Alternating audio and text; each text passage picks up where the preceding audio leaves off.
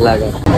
Hi friends, చాలా రోజుల తర్వాత మళ్ళీ ఇదే వీడియో చేయడం. కాల్ చేసి నాని ఇంటికి రమ్మన్నాను. ఇంటికి వచ్చే ముందు అడిగాడు ఎక్కడికని చెప్పి. జగదాంబ వెళ్ళి అరగంటలో వెళ్ళిసి వచ్చేద్దాం రా అని చెప్పాను. పని ఉంది, బేగా వెళ్ళిసి వచ్చేద్దాం అని చెప్పాడు. అలాగనే లేట్ చేయకుండా ఇంకా స్టార్ట్ అయిపోయి. అసలు ఏం పని ఉందిరా అని అడిగితే సినిమాకి వెళ్ళాలరా అన్నాడు. నన్ను కూడా రమ్మన్నాడు, కానీ నాకు పని ఉందని నేను రానని సార్. ఇంకా అలా వెళ్తుంటే దారిలో టైం లైన్ కనపడింది. మొన్న పెట్టిన ఆఫర్స్ ఇంకా ఉన్నాయేమో అని చెప్పి పదరా వెళ్దాం అని చెప్పి అన్నాను. అక్కడికి వెళ్ళాక మొన్న పెడితే ఇప్పుడు వచ్చా వెయిట్ అని చెప్పాడు. అలానే చెప్పి ఫస్ట్ ఫ్లోర్ కి వెళ్ళమన్నాడు. Jagadamba sir a colourful watch.